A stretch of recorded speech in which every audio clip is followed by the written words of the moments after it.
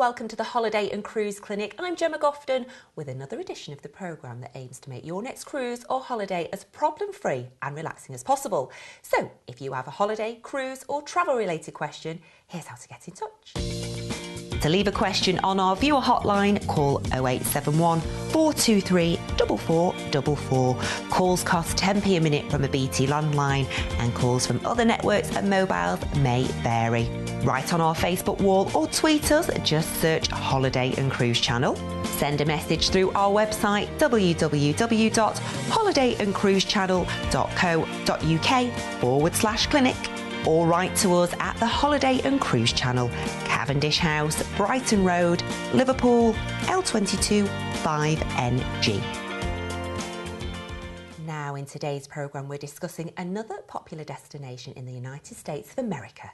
Where do you go when it's time to get away? What if you knew of a place where the scenery isn't all that changes?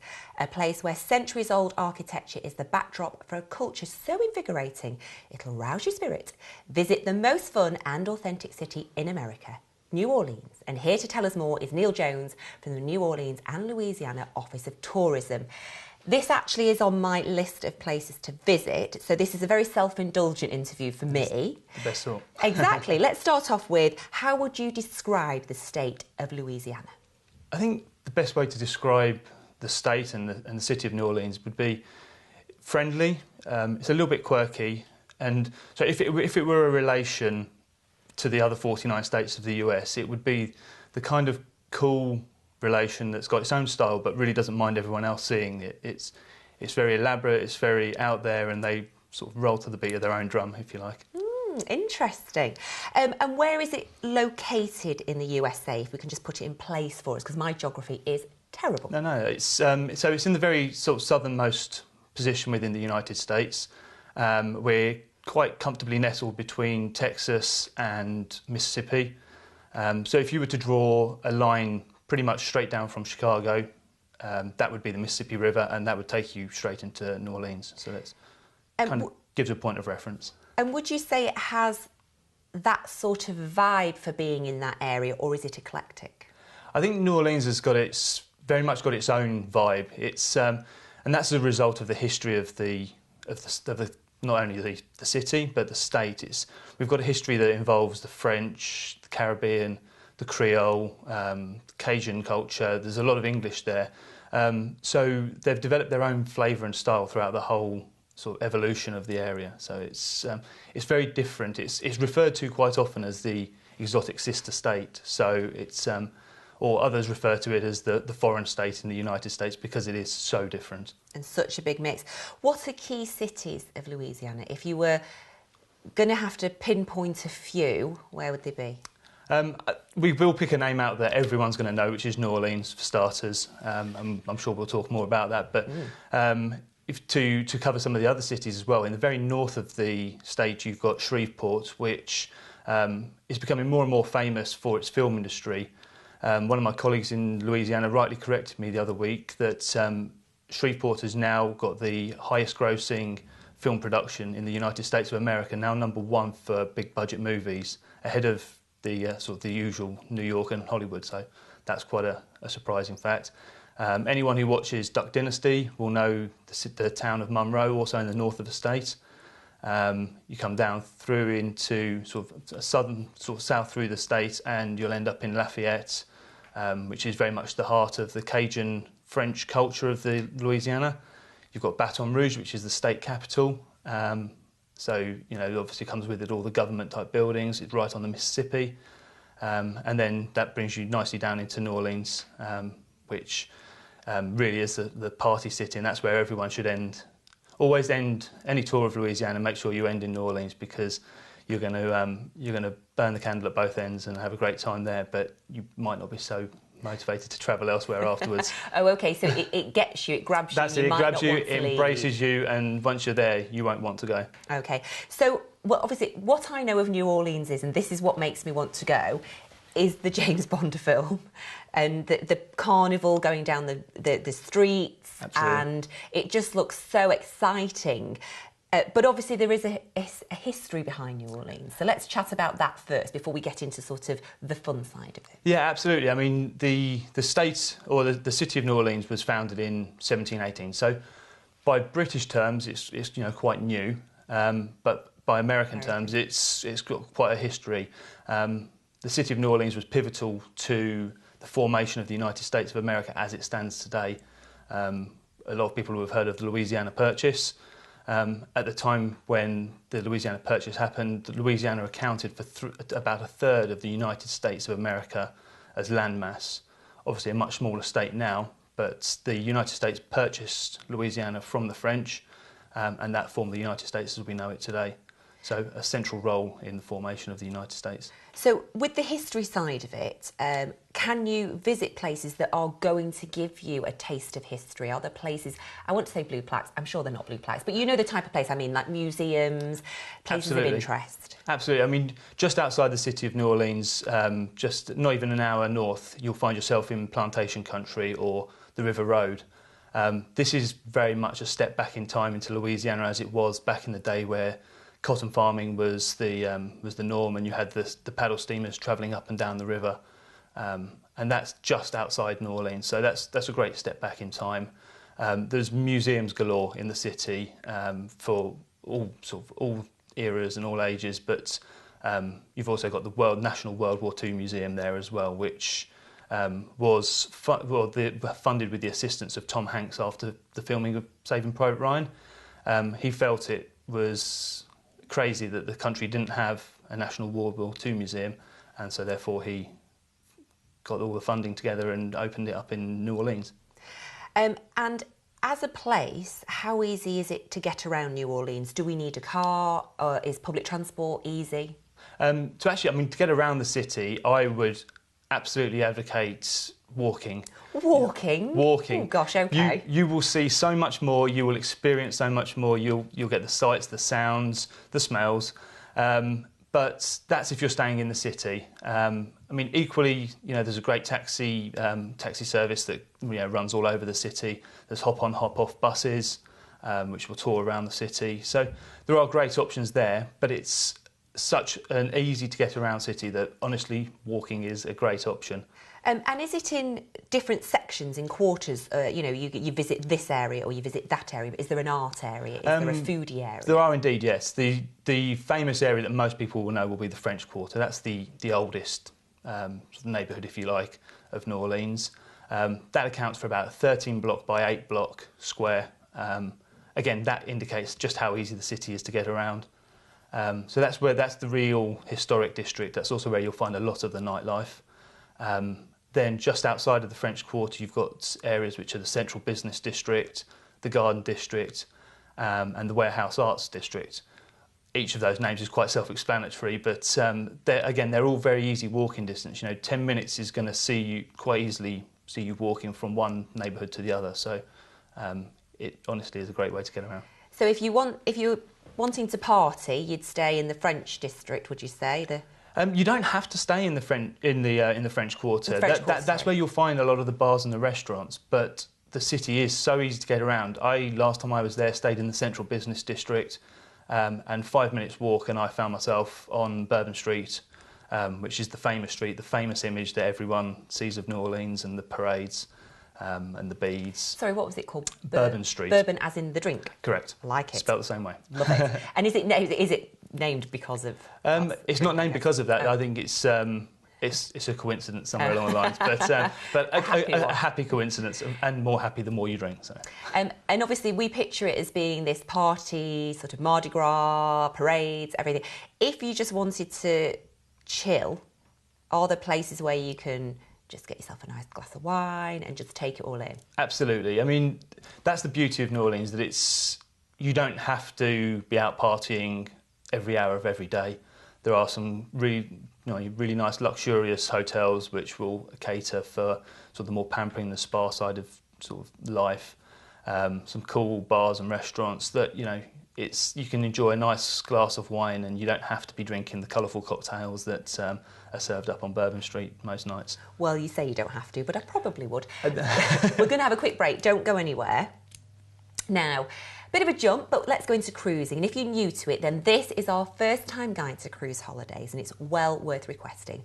It's available and it's absolutely free of charge. Just give us a call, 0871 423 4444. Calls will cost 10p a minute from a BT landline, and other networks and mobiles may just vary. You can also ask for a copy through our website, www.holidayandcruisechannel.co.uk. And whilst you're asking for this, we'll take a quick break. See you shortly.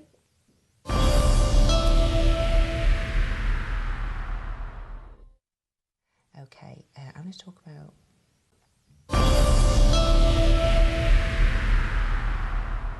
Welcome back to the Holiday and Cruise Clinic. It's lovely to have you with us. Now, in today's programme, we're discussing New Orleans and Louisiana, and Neil Jones is still with me. Now, before the break, we chatted about if you wanted to party and where you go and all the things, but what we haven't chatted about is my favourite subject, food and drink.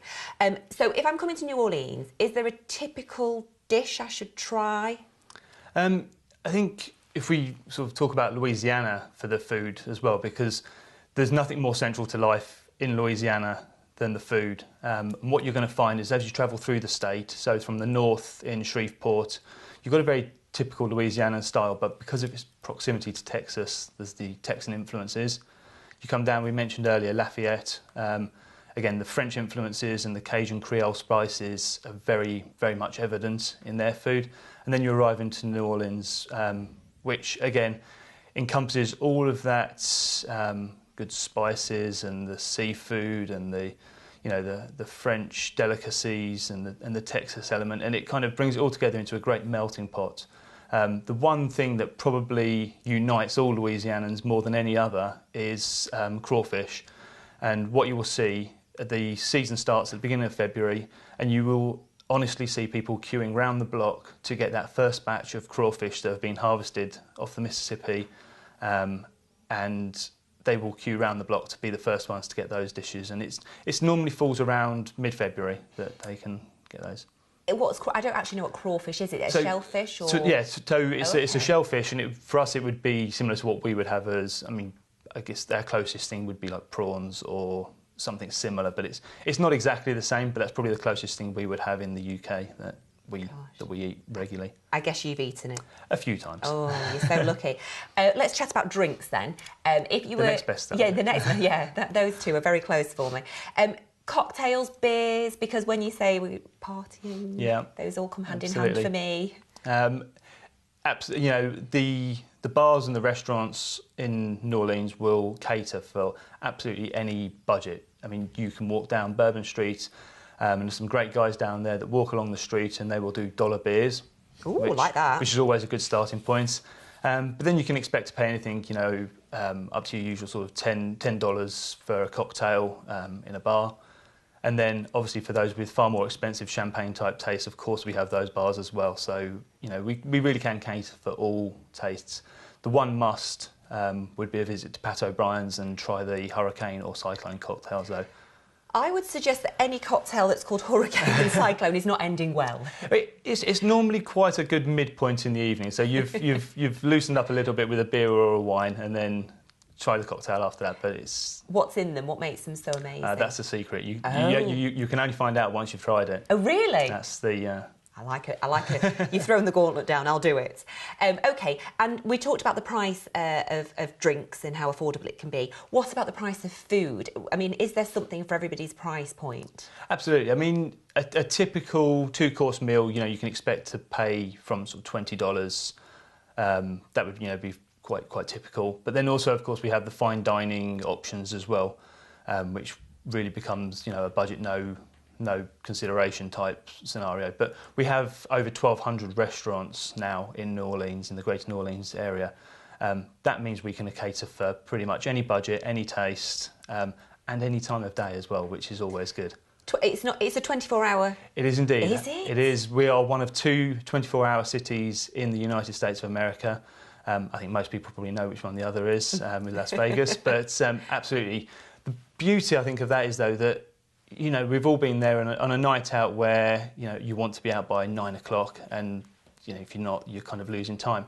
That doesn't happen in New Orleans because the party begins when you get there. So it's, you know, whether it be 2 in the morning, 3 in the morning, you can always find a party or a restaurant or a bar, and it really does go 24 hours a day. It does sound absolutely amazing.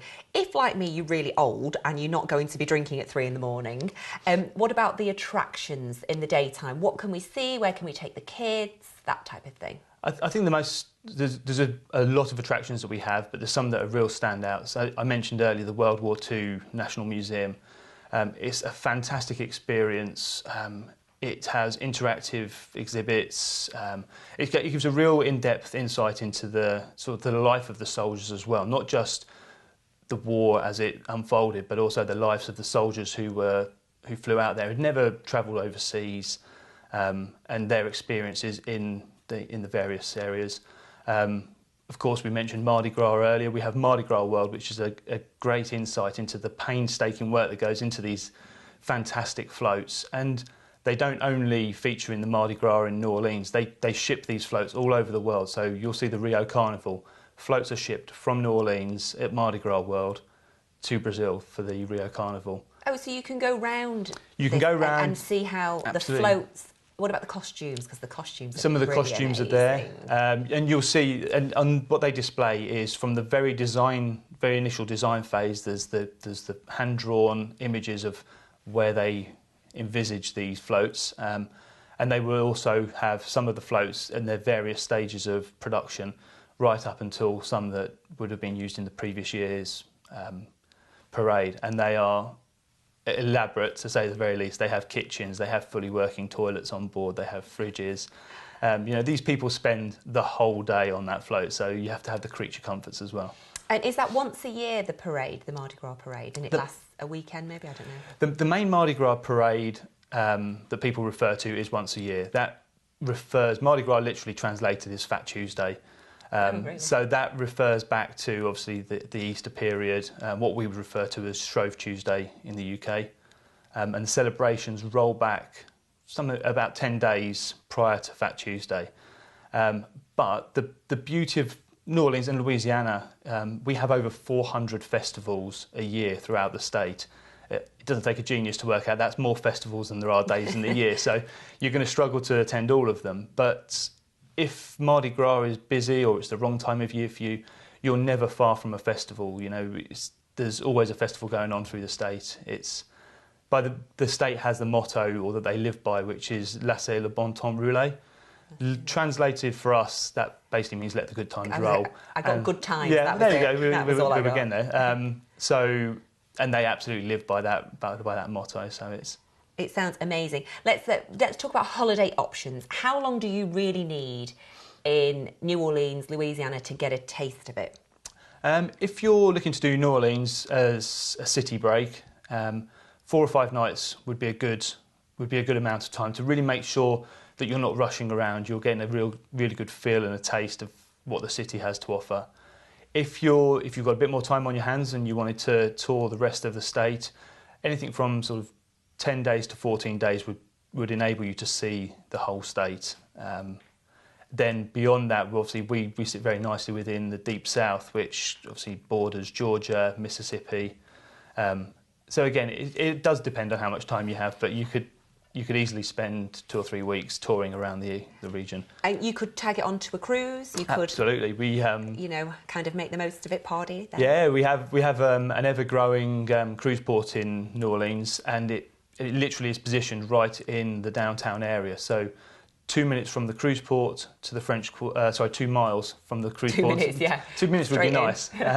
2 miles from the French Quarter to the cruise port, and they cruise on down to the Caribbean. So you can tag on a very nice sedate Caribbean cruise, and then either proceed it or finish it off with a nice city break in New Orleans for 3 or 4 nights at the end. And let's talk about flying into New Orleans. How accessible is it? It's very, very easily accessible. I mean, all the major airlines will fly connecting through some of the major US hubs. Unfortunately, at the moment, we don't have a direct flight. We keep fingers crossed, and we hope that one day one of the major carriers will bless us with a flight. But at the moment, you can fly in via New York, Houston, Atlanta, and that can be with any of the major airlines throughout, and that's US carriers and UK carriers. And just to take it into a personal experience, obviously you've been to New Orleans a lot. Yes, a few times. Yeah. What would you say people really mustn't miss out on? Again, the things I've mentioned already, I think my last visit, admittedly, it was a work trip, so these things are always a bit whirlwind. But I made sure I visited the World War II Museum. Mardi Gras World was fantastic. I also went and had a stadium tour of the Mercedes-Benz Superdome, which is home to the New Orleans Saints. We mentioned food and we mentioned having a good time. There's another thing that is incredibly important to those of New Orleans and Louisiana, and that's the New Orleans Saints American football team. And then also on my last visit, I was lucky enough to sit courtside at the Smoothie King Centre and watch the New Orleans basketball team play the Boston Celtics. Again, amazing experiences, and I think the sports aspect, it's a real sports state as well. So there are experiences that you have to do whilst you're in town. My goodness, it sounds like you would come back exhausted after this holiday, which is perfect. Exactly. Yeah. You just need another holiday Another afterwards. holiday afterwards, exactly. Thank you so much for your time. Now, just a quick reminder about this. It's our first time guide to cruise holidays, absolutely free of charge. Just give us a call, 0871 423 4444. Calls will cost 10p a minute from a BT landline, and other networks and mobiles may just vary. Don't forget, you can also ask for a copy through our website, www.holidayandcruisechannel.co.uk, where you can also get in touch with your questions for future programmes. Okay, that's all we've got time for on today's edition of the Holiday and Cruise Clinic. My thanks to Neil Jones from the New Orleans and Louisiana Office of Tourism, and thanks to you for watching. See you next time.